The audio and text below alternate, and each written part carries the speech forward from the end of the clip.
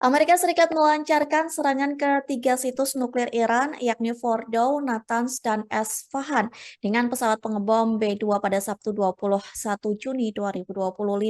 Presiden Donald Trump menggaungkan perdamaian seusai serangan tersebut, namun Iran justru menganggapnya sebagai pertempuran yang baru dimulai. Iran pun mengancam akan melakukan serangan balasan yang lebih kejam ke Amerika Serikat.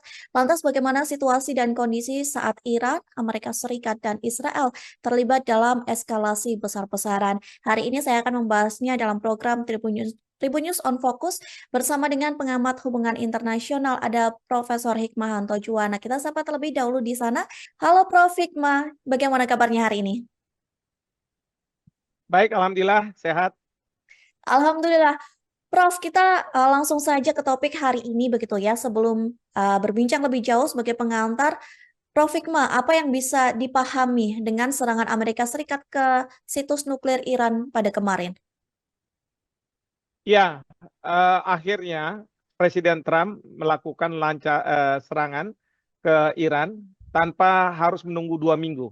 Karena beberapa waktu yang lalu beliau mengatakan bahwa dalam waktu 2 minggu Amerika Serikat akan menentukan apakah terlibat atau tidak terlibat dalam perang antara Israel dengan Iran.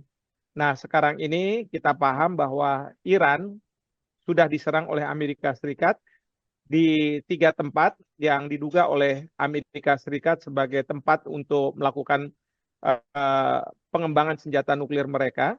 Dan dengan serangan yang dilakukan oleh Amerika Serikat terhadap Iran, berarti Amerika Serikat sudah secara real mengatakan bahwa mereka terlibat dalam perang ini. Memang dalam pidato setelah serangan Amerika Serikat ke Iran, Presiden Trump mengatakan bahwa sekarang Iran hanya punya 2 pilihan. Berdamai dalam artian menyerah kepada kehendak Amerika Serikat dan tentunya Israel, atau Iran akan mendapat serangan yang lebih besar dari sekarang ini. Nah, kita tahu bahwa Iran tidak mau menyerah, ya, Iran masih ingin untuk meneruskan perang ini. Nah, untuk diketahui juga bahwa alasan Amerika Serikat melakukan serangan ke Iran itu sebenarnya ada dua. Pertama adalah saya yakin Amerika Serikat akan mendaftarkan diri pada perjanjian keamanan dengan Israel, di mana perjanjian keamanan ini akan menyatakan bahwa serangan terhadap Israel berarti serangan terhadap Amerika Serikat. Dan ini sebagai landasan yang pertama. Landasan yang kedua, karena Amerika Serikat sudah memberikan warning saat perundingan senjata nuklir yang dimiliki oleh Iran antara Amerika Serikat dengan Iran, di mana Presiden Trump sudah mengancam apabila ternyata perundingan mengalami deadlock atau kebuntuan, maka Amerika Serikat akan melakukan serangan ke Iran. Hanya saja yang menjadi permasalahan adalah ketika Amerika Serikat menyerang, beberapa waktu sebelumnya itu ada direktur intelijen dari Amerika Serikat yang mengatakan kemungkinan Iran tidak mempunyai kemampuan untuk mengembangkan senjata nuklir. Nah, ini menjadi pertanyaan, apakah memang benar ada senjata nuklir di Iran atau tidak? Karena jangan sampai pada masa lalu ketika Amerika Serikat di bawah Presiden Bush Junior melakukan serangan terhadap Irak yang alasannya adalah adanya senjata nuklir di Irak yang ternyata itu tidak ada. Nah, ini kita tidak tahu seberapa akurat bahwa memang Iran memiliki senjata nuklir sebagai basis Amerika Serikat melakukan serangan ke Iran. Seperti itu. Baik, Prof. Dengan penyerangan dari Amerika Serikat ke situs nuklir Iran begitu ya, apakah ini juga bisa menjadi awal mula dari Perang Dunia Ketiga, Prof. Hikmah?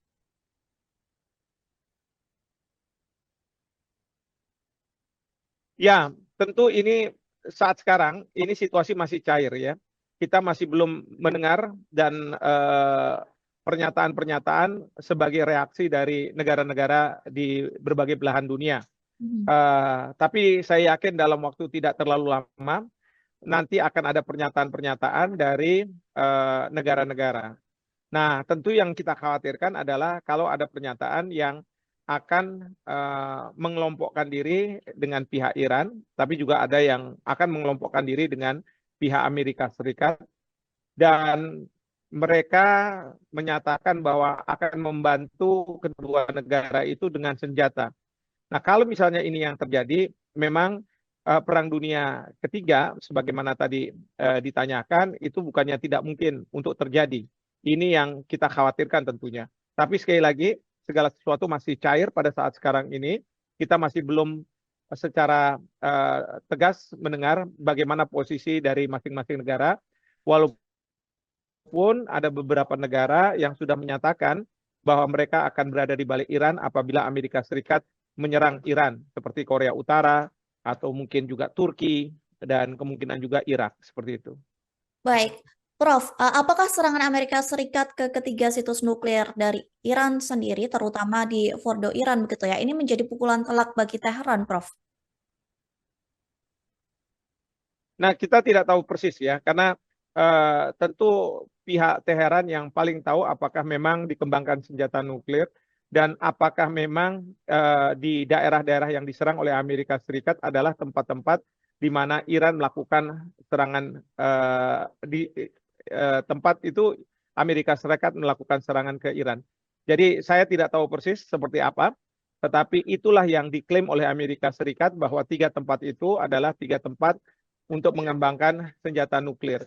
Nah, sebelumnya memang Israel juga sudah melakukan serangan dan yang ditarget adalah juga instalasi yang dapat mengembangkan senjata nuklir. Jadi kita tidak tahu seberapa benar informasi ini dan seberapa besar serangan yang dilakukan sehingga memang betul-betul katakanlah kalau memang ada tidak memungkinkan Iran mengembangkan senjata nuklir.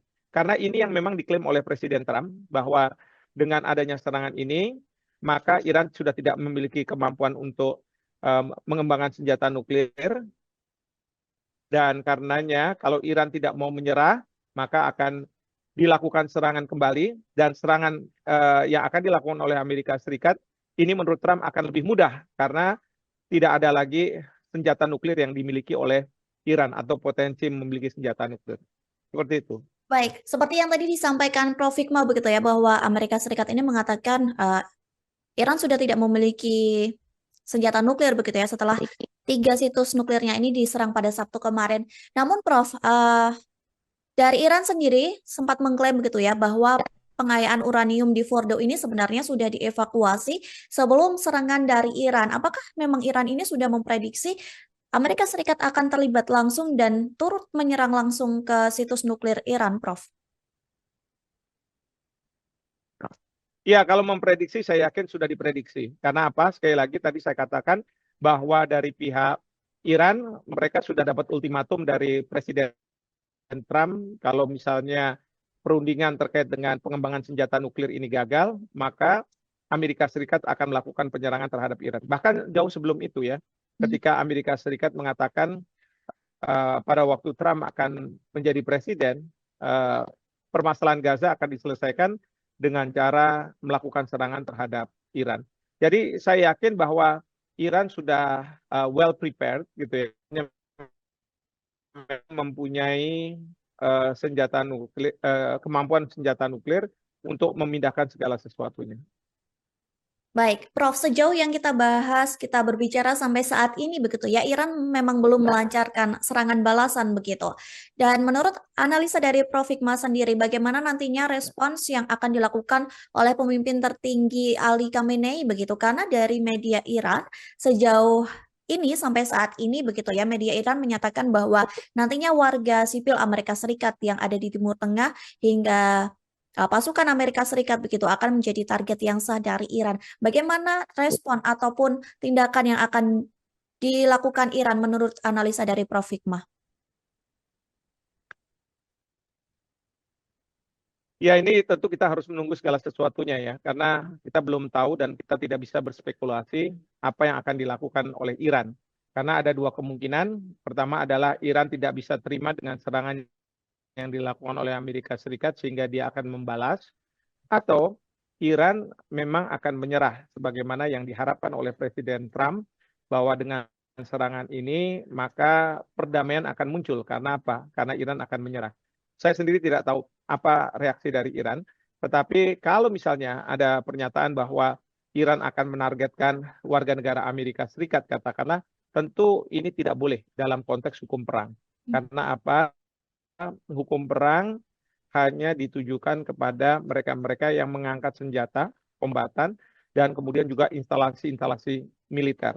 Nah, ini yang harus kita pahami, dan saya yakin bahwa Iran akan aturan-aturan ini apabila mereka benar-benar akan melakukan serangan balasan, baik itu ke Israel ataupun ke Amerika Serikat. Seperti itu. Baik, namun apa yang terjadi, Prof, jika memang nantinya ini Iran benar-benar melancarkan serangan ke Amerika Serikat begitu? Bagaimana situasi dan kondisi yang kemungkinan terjadi? Kan ke Amerika Serikat, pertanyaannya adalah apakah ini akan dilakukan serangan ke kapal-kapal induk Amerika Serikat yang saat ini berada di Timur Tengah, atau serangan akan diperbesar ke Israel. Kalau misalnya serangan terhadap ke Amerika Serikat sendiri, menurut saya itu akan terlalu jauh gitu ya, karena jarak antara Iran dengan Amerika Serikat tentu akan jauh sekali. Tetapi kalau misalnya kemarahan Iran atas serangan yang dilakukan oleh Amerika Serikat dia timpakan ke Israel, dan dia anggap bahwa Israel sebenarnya berada di belakang, Amerika Serikat sebenarnya berada di belakang Israel, maka bukannya tidak mungkin yang dituju adalah Israel. Dan ini akan membuat Israel akan lebih parah dari serangan-serangan yang sebelumnya. Baik, Profesor. Ya, Berarti artinya apakah nanti Iran ini akan fokus untuk menyerang Amerika Serikat saja untuk melakukan serangan balasan ke Amerika Serikat mungkin bagi kapal-kapal ataupun pasukan yang ada di Timur Tengah, ataupun nanti Israel ini juga akan menyerang dua front sekaligus, baik Amerika Serikat dan Israel, Prof.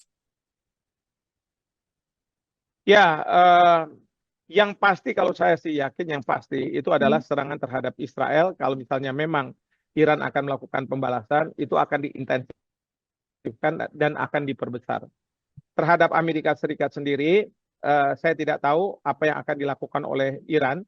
Apakah itu dilakukan perang secara terbuka, artinya melakukan serangan-serangan rudal ke kapal-kapal induk Amerika Serikat, atau itu akan menjadi serangan-serangan yang dilakukan oleh intelijen Iran gitu ya, di tempat-tempat di mana Amerika Serikat punya kepentingan seperti pangkalan-pangkalan yang mereka miliki.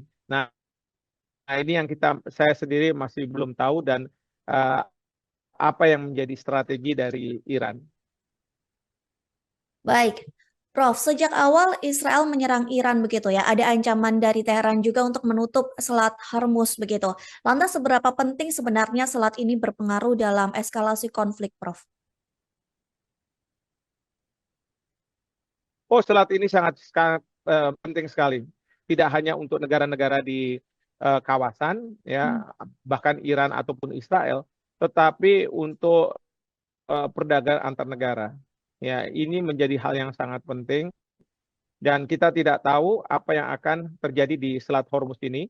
Memang dari pihak mungkin Israel ataupun Iran ada penutupan, ada juga serangan-serangan mungkin terhadap kapal-kapal yang ada di Selat Hormuz mungkin. Nah, ini yang kita belum tahu, tapi yang pasti selat ini mempunyai peran yang sangat penting, dan ini yang akan uh, membuat perekonomian dunia akan melemah karena supply chain akan terganggu, dan tentu ini akan berdampak pada perekonomian dari berbagai negara, termasuk juga Indonesia. Baik, kemarin G7 menyatakan bahwa mereka mendukung Israel begitu, Prof. Bahkan Indonesia sendiri begitu ya yang sempat diundang, namun Presiden Prabowo Subianto ini memilih untuk bertolak ke Rusia menemui Presiden Vladimir Putin begitu yang mendapat undangan secara langsung. Dengan eskalasi yang ada, apakah ada dampak yang akan dialami oleh Indonesia, Prof? Ya, yang pasti gini, di G7 itu sebenarnya kalau yang saya pahami, negara-negara tersebut tidak mendukung Israel, tapi negara-negara tersebut meminta agar Iran tidak mengembangkan senjata nuklirnya. Ya. Jadi ini yang menjadi kekhawatiran tentu oleh Israel ataupun Amerika Serikat apabila Iran mampu mengembangkan senjata nuklir dan senjata nuklir ini ditujukan ke Israel. Itu yang pertama. Yang kedua, terkait dengan kunjungan Bapak Presiden ke Rusia, ini sebenarnya sama sekali tidak ada kaitan dengan masalah geopolitik yang baru muncul ini, karena memang Bapak Presiden sudah dijadwalkan sejak lama untuk pergi ke Rusia, dan ketika ada undangan itu baru saja setelah Presiden sudah menyatakan kesediaannya untuk datang ke Rusia. Namun demikian, terlepas dari masalah penjadwalan, saya yakin Bapak Presiden bertemu dengan Presiden Putin untuk membicarakan masalah-masalah yang berkaitan dengan geopolitik. Ya, kita tidak tahu isi pembicaranya seperti apa, tapi yang kita pasti tahu adalah baik Rusia maupun Indonesia itu dinyatakan berpihak pada perdamaian. Jadi kita tidak akan berada di belakang siapa-siapa. Dan menurut saya posisi Indonesia memang sudah sewajarnya sesuai dengan pasal 3 dari Undang-Undang Hubungan Luar Negeri yang mengatakan politik luar negeri kita itu bebas aktif. Jadi kita tidak akan ikut di dalam kelompok manapun. Keberpihakan Indonesia adalah pada perdamaian. Dan saya yakin ini tidak akan berdampak pada posisi dari Indonesia. Meskipun pada waktu Israel melakukan serangan pertama ke Iran, itu sempat Presiden Trump berkontak kepada Presiden kita, Presiden Prabowo. Saya tidak tahu apa alasannya, tetapi mungkin saja alasannya adalah untuk supaya Indonesia tidak bersuara keras ketika Israel melakukan serangan ke Iran. Seperti itu. Baik, Prof, terakhir dan juga kembali begitu ya kepada serangan Amerika Serikat ke Iran begitu. Amerika Serikat melancarkan serangan menggunakan pengebom B2 begitu ya, ketiga situs nuklir di Iran begitu. Sebenarnya seberapa kuat militer Amerika Serikat ataupun seberapa besarnya pesawat pengebom B2 ini sehingga bisa menghancurkan begitu 3 situs nuklir yang ada di Iran. Bahkan Amerika Serikat sendiri mengklaim begitu ya, Trump sesumbar bahwa penyerangan terhadap situs militer ataupun situs nuklir di Iran ini hanya bisa dilakukan oleh militer Amerika Serikat. Bagaimana Prof. Hikmah? Ya, kalau Presiden Trump sesumbar memang seperti itulah karakter dari beliau ya, selalu ingin membesar-besarkan dirinya, membesar-besarkan Amerika Serikat. Tetapi memang pesawat pembom yang digunakan memang memiliki kapasitas yang bisa mengangkut bom gitu ya, yang cukup besar, dan kalau dijatuhkan memang punya dampak yang luar biasa. Tapi ingat, Amerika Serikat tentu punya alat angkut pembom yang lebih besar, yang lebih canggih dari apa yang ada. Nah, namun demikian sekali lagi tujuannya serangan Amerika Serikat ke Iran agar dia tidak mendapat kritikan dan tidak memiliki basis dalam hukum internasional, maka secara khusus ditujukan ke 3 tempat yang diduga Iran melakukan pengembangan senjata nuklir. Seperti itu. Baik, terima kasih Prof. Hikmah atas waktu dan kesempatannya. Kita nantikan terus perkembangan terbaru begitu ya terkait eskalasi antara Amerika Serikat, Israel maupun Iran. Sekali lagi terima kasih Prof. Hikmah atas waktu dan kesempatannya. Semoga kita bisa Terima kasih banyak. dalam kesempatan. Demikian Tribunas Tribun News on Focus. Di akhir kata saya Mariana dan kru yang bertugas pamit undur diri. Terima kasih dan sampai jumpa. Download Tribun X sekarang. Menghadirkan lokal menjadi Indonesia.